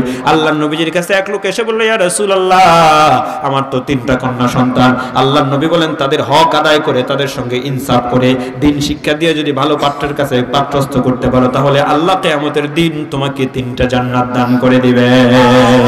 আরেক লোক এসে বলল ইয়া রাসূলুল্লাহ আমার তো 2টা, আল্লাহ বলেন তোমাকে 2টা দিবে। আরেক লোক বলল এটা একটা হাদিসের মধ্যে এসেছে, বিশ্ব নবীজিকে আল্লাহর নবীজিকে বলেন ইয়া রাসূলুল্লাহ আমার তো একটা, আল্লাহ বলেন একটা হলেও আল্লাহ তোমাকে জান্নাত দান করে দিবে, একটা হলেও আল্লাহ জান্নাত দান করবেন। এখানে আল্লাহ রাব্বুল আলামিন বলেন ওয়াহাবু লিমান ইয়াশাউ ইনাসা, আল্লাহ কাউকে কন্যা সন্তান দান করেন, ওয়াহাবু লিমান ইয়াশাউ যুকুর, আল্লাহ কাউকে ছেলে সন্তান দান করেন। এরপরে রব্বুল আলামিন বলেন ওয়াজআলু লিমান ইয়াশাউ আও ইউযাওয়িজুহুম যুকরানা ওয়া ইনাসা, কাউকে ছেলে অথবা কন্যা দুটোই দান করেন। ওয়াজআলু লিমান ইয়াশাউ আকীমা, কাউকে আল্লাহ ছেলে মেয়ে কোনো কিছুই দান করেন না, বন্দা বানায় রাখেন। সকল কিছুর ক্ষমতার মালিক একমাত্র আল্লাহ। জোরে বলেন কে? তাহলে এই আয়াত দ্বারা বোঝা গেল হিজরা হোক, ছেলে হোক, মেয়ে হোক, ছেলে মেয়ে উভয় হোক অথবা না হোক, সকল ক্ষমতার মালিক কে? তাহলে সন্তান দেওয়ার অথবা না দেওয়ার ক্ষমতার মালিক হচ্ছেন আল্লাহ। কিন্তু সেই সন্তান চাওয়ার জন্য যদি কোনো মাজারে যাওয়া হয়, কোনো ব্যক্তির কাছে সাহায্য চাওয়া হয়, তাহলে এটা হলো আল্লাহর সঙ্গে বড় একটা শিরক, শিরকে আকবর। এই শিরকে আকবর যারা করবে তাদের কোনো ইবাদত আল্লাহর দরবারে কবুল হবে না, নষ্ট হয়ে যাবে। বলেন নাউজুবিল্লাহ। আমার সম্মানিত বন্ধুগণ, তাহলে কয়েকটা শিরকের উদাহরণ দিলাম। এবার আসেন এই শিরকগুলা থেকে আমাদের বেঁচে থাকার দরকার আছে না নাই?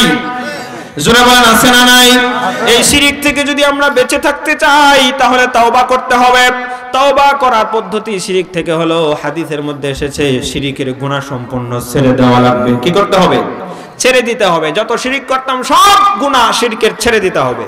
শিরকি চিন্তা ভাবনা বাদ দিতে হবে, শিরকি আমলগুলো ছেড়ে দিতে হবে। ছেড়ে দেওয়ার পরে আল্লাহর দরবারে কান্নাকাটি করতে হবে। বিশ্বনবীজি সাল্লাল্লাহু আলাইহি সাল্লামের একজন সাহাবী হযরত আবু বকর সিদ্দিক রাদিয়াল্লাহু তাআলা আনহু বলেন, আল্লাহর নবীজি একদিন বলেন, কালো পাথরের উপর যদি পিপিলিকা হেঁটে যায়, কত গোপনে হেঁটে যায়, কত সূক্ষ্মভাবে হেঁটে যায়, আল্লাহর নবী বলেন এর চাইতেও সূক্ষ্মভাবে আমার উম্মতের আমলের মধ্যে শিরক ঢুকে পড়ে। জোরে বলেন নাউজুবিল্লাহ। হযরত আবু বকর সিদ্দিক রাদিয়াল্লাহু তাআলা আনহু বড় অস্থির হয়ে গেলেন, কান্নাকাটি আরম্ভ করে দিলেন, আর বললেন ইয়া রাসূলুল্লাহ ফাকাইফান নাজাতু ওয়াল মাখরাজ ইয়া রাসূলুল্লাহ, এত গোপনে আমাদের আমলগুলোর মধ্যে শিরক ঢুকে পড়ে ইয়া রাসূলুল্লাহ, আমরা সেই আমলগুলো থেকে কিভাবে বাঁচতে পারি, শিরক থেকে কিভাবে নাজাত পেতে পারি? আল্লাহর নবী বলেন বারিতা মিন কালিলিহি ওয়া কাসিরিহি ওয়া সাগিরিহি ওয়া কাবীরিহি, এই তোমাকে একটা দোয়া শিক্ষা দিচ্ছি, এই দোয়াটা যদি তুমি পাঠ করো, শিরকের গুনাহ ছেড়ে দিয়া এই দোয়াটা যদি পাঠ করো, ছোট বড় সব ধরনের অল্প বেশি সব ধরনের গুনাহ থেকে বাঁচতে পারবা। সব ধরনের শিরক থেকে আল্লাহ তোমাকে বাঁচায় দিবে, তোমার গুনাহগুলো maaf করে দিবে। হযরত আবু বকর বললেন ইয়া রাসূলুল্লাহ আমাকে দোয়া শিক্ষা দেন। আল্লাহর নবী বললেন তুমি বেশি বেশি পাঠ করবা, আল্লাহুম্মা ইন্নী আউযু বিকা আন উশরিকা বিকা ওয়া আনা আ'লামু ওয়া আস্তাগফিরুকা লিমা লা আ'লাম, আল্লাহুম্মা ইন্নী আউযু বিকা আন উশরিকা বিকা ওয়া আনা আ'লামু, হায় আল্লাহ আমি যেই শিরক গুনাহ জেনে বুঝে করেছি ওই গুনাহ ওই শিরকের গুনাহ থেকে maaf করে দাও, ওয়া আস্তাগফিরুকা লিমা লা আ'লাম, এবং যেই শিরকগুলো আমি না জেনে করেছি তার জন্য আল্লাহ তোমার কাছে ক্ষমা চাই, যেগুলা জেনে বুঝে করেছি তার জন্য তোমার কাছে আশ্রয় চাই, যেগুলা না জেনে করেছি না বুঝে করেছি ওগুলোর জন্য তোমার কাছে ক্ষমা চাই। আল্লাহর নবী বলেন এইভাবে যদি শিরকের গুনাহ থেকে কেউ ক্ষমা চাইতে পারে আল্লাহর কাছে, আল্লাহুম্মা ইন্নী আউযু বিকা আন উশরিকা বিকা ওয়া আনা আ'লামু ওয়া আস্তাগফিরুকা লিমা লা আ'লাম, এইভাবে ক্ষমা চাইলে বিশ্বনবী বলেন তাকে আল্লাহ maaf করে দিবে। জোরে বলেন সুবহানাল্লাহ। শিরকের গুনাহ থেকে যে ব্যক্তি বাঁচতে পারবে, শিরক মুক্ত ইবাদত যে ব্যক্তি করবে, শিরক মুক্ত জীবন যে ব্যক্তি গঠন করবে, তার জন্য 2টা পুরস্কার। আল্লাহু আকবার বলেন। দুনিয়াতে তার জন্য স্পেশাল একটা পুরস্কার, কিয়ামতের দিন আরেকটা পুরস্কার। যে ব্যক্তি শিরকের গুনাহ থেকে বেঁচে থাকবে, দুনিয়াতে তার পুরস্কার রব্বুল আলামিন বলেন আল্লাযীনা আমানু ওয়া লাম ইয়ালবিসু ঈমানাহুম বিযুলমিন উলাইকা লাহুমুল আমনু ওয়া হুম মুহতাদুন। আল্লাহ রাব্বুল আলামিন বলেন আল্লাযীনা আমানু ওয়া লাম ইয়ালবিসু ঈমানাহুম বিযুলমিন, যারা ঈমান এনেছে এবং নিজেদের আমল ঈমানকে জুলুম থেকে হেফাজত করেছে। রাইসুল মুফাসসিরিন আব্দুল্লাহ ইবনে আব্বাস রাদিয়াল্লাহু তাআলা আনহু বলেন, ঈমানকে জুলুম থেকে হেফাজত করার অর্থ হলো শিরক থেকে বাঁচায় রাখা। যে ব্যক্তি ঈমান এনেছে, ঈমান আনার পরে নিজের ঈমানকে জুলুম থেকে অর্থাৎ শিরক থেকে বাঁচায় রাখছে, আল্লাহ বলেন উলাইকা হুমুল আমনু উলাইকা লাহুমুল আমনু ওয়া হুম মুহতাদুন। তাদের জন্য হলো আল্লাহর পক্ষ থেকে দুনিয়াতে নিরাপত্তা, আল্লাহর পক্ষ থেকে শান্তি, এবং তাদের জন্য হচ্ছে হিদায়াত নামক মহাদৌলত। জোরে বলেন সুবহানাল্লাহ।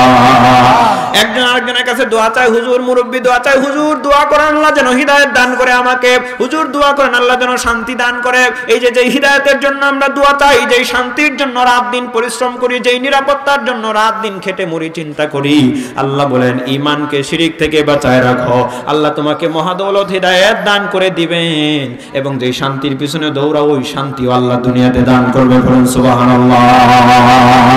আমার বন্ধুগণ, এটা হলো দুনিয়ার ছোট্ট একটা পুরস্কার। কিয়ামতের দিন শিরক মুক্ত থাকলে যে পুরস্কার আল্লাহ দান করবেন। আল্লাহর নবীজির একজন সাহাবী বলেন, বিশ্ব নবীজি একদিন বললেন সিনতানে মুজিবাতান, ফাকালা রাজুলুন ইয়া রাসূলুল্লাহ মাআল মুজিবাতান। আল্লাহর নবী একদিন বললেন দুইটা জিনিস, দুইটা সাব্যস্তকারী বিষয়। আল্লাহর রাসূলকে জিজ্ঞাসা করলেন, ইয়া রাসূলুল্লাহ দুইটা কোন জিনিস, যেই দুইটা কাজ করলে দুইটা বিষয় ওয়াজিব হয়ে যায়? আল্লাহর নবী বলেন মাম্মাতা ইউশরিকু বিল্লাহ শাইআন দাখালান নার। আল্লাহর নবী বলেন যদি কোনো আল্লাহর বান্দা ইন্তিকাল করে শিরক নিয়ে মারা যায়, ওই ব্যক্তি মারা যাওয়ার পরে তার ঠিকানা হবে জাহান্নাম। জোরে বলেন নাউজুবিল্লাহ। শিরক করবে, তওবা ছাড়া মৃত্যুবরণ করবে। মুহাদ্দিসিনে কেরামগণ বলেন, আল্লামা আশরাফ আলী থানভী রাহমাতুল্লাহ আলাইহি এক হাদিসের এক বইয়ের মধ্যে লিখতেছেন, যে ব্যক্তি শিরক করবে তওবা ছাড়া মৃত্যুবরণ করবে, শিরকে আকবর করবে তওবা ছাড়া মৃত্যুবরণ করবে, মৃত্যুবরণ করার পর তার ঠিকানা হলো জাহান্নাম। জোরে বলেন নাউজুবিল্লাহ। এরপরে বিশ্ব নবীজি বলেন ওয়া মান মাতা লা ইউশরিকু বিল্লাহি শাইআন দাখালাল জান্নাহ। এরপরে বিশ্ব নবী বলেন যদি কোন আল্লাহর বান্দা শিরক থেকে বেঁচে থেকে তওবা করে মৃত্যুবরণ করতে পারে, শিরক মুক্ত ইবাদত নিয়ে মৃত্যুবরণ করতে পারে, আল্লাহর বান্দা মৃত্যুবরণ করবে, মৃত্যুবরণ করার পরে ওই ব্যক্তিকে রব্বুল আলামিন সরাসরি জান্নাতের মধ্যে জায়গা দিবে। বলুন সুবহানাল্লাহ। এটা হলো জান্নাত পুরস্কার। এরপরে আল্লাহ রাব্বুল আলামিন বলেন, মুহাদ্দিসিনে কেরামগণ উল্লেখ করতেছেন, বিশ্ব নবীজি হাদিস থেকে বোঝা যায় আল্লাহ এবং বান্দার সঙ্গে একটা দেনা পাওনা আছে। আল্লাহ এবং বান্দার সঙ্গে দেনা পাওনাটা কি? আব্দুল্লাহ ইবনে মুআয ইবনে জাবাল রাদিয়াল্লাহু তাআলা আনহু একদিন বিশ্ব নবীজির সঙ্গে সফরে যাইতেছিলেন। আল্লাহর নবীকে মুআয জিজ্ঞাসা করলেন, ও মুআয তুমি কি জানো আল্লাহ বান্দার কাছ থেকে কি পাওনা আছে? আল্লাহর কি পাওনা আছে বান্দার কাছ থেকে? হযরত মুআয ইবনে জাবাল বলেন, ইয়া রাসূলুল্লাহ আল্লাহ এবং তার রাসূলই ভালো জানেন। এরপর বিশ্ব নবী বলেন, ও মুআয শোনো, হাক্কুল্লাহি আলা ইবাদিহি আইয়াবুদুহু ওয়া লা ইউশরিকু বিহি শাইআ। আল্লাহর কাছে, আল্লাহ বান্দার কাছ থেকে, বান্দার কাছ থেকে আল্লাহর পাওনা হলো বান্দা আল্লাহর ইবাদত করবে, ইবাদতে কাউকে শরীক করবে না। এটা হলো আল্লাহর পাওনা বান্দার কাছ থেকে, শিরক মুক্ত ইবাদত। এরপরে বিশ্বনবী বলেন, ও মুআয তুমি কি জানো যখন বান্দা আল্লাহর পাওনা শিরক মুক্ত ইবাদত আল্লাহকে দিয়ে দিবে তখন বান্দা আল্লাহর কাছ থেকে কি পাবে তুমি জানো? ইদা ফাআলু, এটা যখন সে করবে। হযরত মুআয ইবনে জাবাল বলেন, ইয়া রাসূলুল্লাহ আল্লাহ এবং তার রাসূলই ভালো জানেন, আপনি অধিক বেশি জানেন। তখন আল্লাহর নবী বললেন, শোনো মুআয, যখন বান্দা আল্লাহকে আল্লাহর পাওনা দিয়ে দিবে, অর্থাৎ শিরক মুক্ত ইবাদত বান্দা আল্লাহকে দিয়ে দিবে, তখন বান্দার আল্লাহর কাছ থেকে পাওনা হলো হাক্কুল ইবাদিহি আলাল্লাহ। আল্লাহর কাছ থেকে তখন বান্দার পাওনা হলো লা ইউআযিবাহুম, বান্দা তখন আল্লাহ তখন বান্দাকে কোনো আযাব না দিয়া জান্নাত দান করবে। বলুন সুবহানাল্লাহ। জান্নাতে যাওয়ার পর আরেকটা মহা নিয়ামত আছে, ফামান কানা ইয়ারজু লিকা রাব্বিহি ফালইআমাল আমালান সালিহান ওয়া লা ইউশরিক বিইবাদাতি রাব্বিহি আহাদা। জান্নাত পাওয়ার পরে বান্দার আকাঙ্ক্ষা থাকবে, আল্লাহ জান্নাত পেলাম, জান্নাত ও दोजख से या रब क्या करूं, आरज़ू है मैं तुझे देखा करूं, और गलमा जितनी नेमत है तू सबसे बढ़कर नेमत दीदार तू। জান্নাতীরা জান্নাতে যাবে, জান্নাতে যাওয়ার পর একটা আকাঙ্ক্ষা থাকবে আল্লাহকে দেখার, দিদারে ইলাহি। আল্লাহু আকবার বলেন। দিদারে ইলাহি বান্দার একটা আকাঙ্ক্ষা থাকবে। বড় কবি বড় সুন্দর করে বলেন, হুরুগাল মাসাতনি নিয়ামত হায়ে তু, সবচেয়ে বড়কার নিয়ামত হে দিদারে তু। আল্লাহ গো, সব কিছু পেলাম, তোমার দিদার যদি না পাই এগুলো তো ভালো লাগতেছে না। তখন মুহাদ্দিসিনে কেরামগণ বলেন, যারা শিরিক মুক্ত ইবাদত করে দুনিয়াতে যাবে, এটা হলো একটা মহা পুরস্কার তাদের জন্য। তাদেরকে রব্বুল আলামিন জান্নাতের মধ্যে দিদার দান করবে। বলেন সুবহানাল্লাহ। আল্লাহ তাআলা আমাদেরকে শিরিক মুক্ত ইবাদত করার তৌফিক দান করুন। জোরে বলেন আমিন। এটা সংক্ষিপ্ত একটা শিরকের ব্যাপারে কথা, অনেক লম্বা চড়া বিষয়। তাহলে ঈমান ভঙ্গের 10টা কারণ, প্রথম কারণটাই হলো আল্লাহর সঙ্গে শিরিক করা। আমার ভাইরা, আল্লাহ তাআলা আরেকটা কথাও কোরআনে বলে দিয়েছেন, এই যে শিরকের ব্যাপারে আলোচনা হলো, এটার কিন্তু এক ধরনের লোকেরা সমালোচনা করবে। করবে কিনা? কারা সমালোচনা করবে জানেন আপনারা? কালকে থেকে এই শিরকের ব্যাপারে যারা সমালোচনা করবে, আল্লাহ তাদের ব্যাপারে বলে দিয়েছেন, হুয়াল্লাযী আরসালা রাসূলাহু বিল হুদা ওয়া দীনিল হাক্কি লিইয়ুযহিরাহু আলাদ দীনি কুল্লিহি ওয়ালাউ কারিহাল মুশরিকুন। আল্লাহ রাব্বুল আলামিন রাসূল কারীম সাল্লাল্লাহু আলাইহি সাল্লামকে পাঠিয়েছেন হক এবং বাতিলের পার্থক্য করার জন্য, হিদায়াত সহ। আল্লাহ রাব্বুল আলামিন হিদায়াতের কিতাব এবং দ্বীনে হক সহ পাঠিয়েছেন হক এবং বাতিলের পার্থক্য করার জন্য, শিরক আর তাওহীদের পার্থক্য বুঝায় দেওয়ার জন্য। শিরক আর তাওহীদের পার্থক্য বুঝাতে গিয়া শিরকের আলোচনা করার পরে তারাই অপছন্দ করবে। ওয়ালাউ কারিহাল মুশরিকুন, যাদের আমলের মধ্যে শিরক আছে, সে যেই হোক না কেন, হুজুর হোক, সাধারণ মানুষ হোক, জেনারেল লোক হোক অথবা আম মানুষ হোক, যাদের আমলের মধ্যে শিরিক আছে, তারাই শিরিকের আলোচনাকে অপছন্দ করবে। জোরে বলেন ঠিক কিনা? কালকে থেকে যারা সমালোচনা করবে বুঝতে পারবেন তাদের আমলের মধ্যে শিরিক আছে। ঠিক কিনা বলেন? শিরিক যাদের আমলের মধ্যে আছে, তারা ছাড়া এই আলোচনার কেউ সমালোচনা করবে না। কারণ শিরিক যদি কেউ করে, তার ঈমান নষ্ট হয়ে যায়। আল্লাহ তাআলা আমাদেরকে শিরিক মুক্ত ইবাদত করে, ঈমানকে হেফাজত করে সবাইকে জান্নাতে যাওয়ার সুযোগ দান করুন। আমিন আজমাইন। দিল দরুনে রওজুনে দিল আফতাব খতম শুদ ওয়াল্লাহু আ'লাম বিসওয়াব। মুরাদে মা নসিহত বো দগতিম হাওয়ালাত বা খুদা কর দি মুরাতিম। আমার জন্য দোয়া করবেন, আপনাদের জন্য দোয়া করি। এত চমৎকার আয়োজন করা হয়েছে, কিন্তু আমাদের খুবই ভালো লাগতো যদি আমরা দেখতাম একদম ফুলফিল এখানে পরিপূর্ণ হয়ে গিয়েছে। আমাদের অনেক ভাইরা আশেপাশে আছেন। এটা গতানুগতিক কোনো আলোচনা নয়, এটা তাফসীর মাহফিল। আমি যেমন শিরিক নিয়ে হালকা একটু কথা বললাম, বিদআত এবং কুফর দুটো তো লম্বা লম্বা, তিনটা অনেক লম্বা লম্বা বিষয়। তিনটার জন্য আলাদা আলাদা 2 ঘন্টা করে হলে কিছু আপনারা বুঝতেন। এরপরে আমি চেষ্টা করেছি কোরআন সুন্নাহর আলোকে বলার জন্য। ভুল ত্রুটি আল্লাহ তাআলা ক্ষমা করে দিন। যারা এসেছেন উলামায়ে কেরাম, আমাদের মাঝে এসেছেন আল্লাহ হযরত মাওলানা মুফতি আব্দুর রাজ্জাক কাসেমী সাহেব। বাংলাদেশে উলামায়ে কেরামদেরকে আপনারা চিনেন কিনা জানি না, বাংলাদেশে বড় বড় যে সমস্ত তাফসীর কারক আছে, উনি তাদের মধ্যে একজন। আল্লাহু আকবার বলেন। আল্লাহ তাআলা হুজুরের হায়াতে বরকত দান করুক। আমাদের যিনি সম্মানিত সভাপতি সাহেব আছেন, আল্লাহ তাআলা ওনাকেও কবুল করুন। সকল উলামায়ে কেরামকে কবুল করুন। যারা আজকে আমাদের এখানে এসেছেন অতিথিরা, তাদেরকে আল্লাহ তাআলা দ্বীনের জন্য কবুল করুক। টোটাল এই মাহফিলের ইন্তজামকে আল্লাহ তাআলা কবুল করুন। এই মাহফিলকে কেন্দ্র করে আল্লাহ তাআলা এই এলাকার সকল মৃতদেরকে মাফ করে দেন, জীবিতদেরকে আল্লাহ তাআলা হিদায়াত দান করুন। আমিন। আসসালামু আলাইকুম ওয়া রাহমাতুল্লাহি ওয়া বারাকাতুহু। ওয়া আলাইকুম আসসালাম ওয়া রাহমাতুল্লাহি ওয়া বারাকাতুহু। সম্মানিত মুসল্লিগণ, আমাদের দ্বিতীয় বক্তার তাফসীর শেষ হলো। যাই হোক, ইতিমধ্যে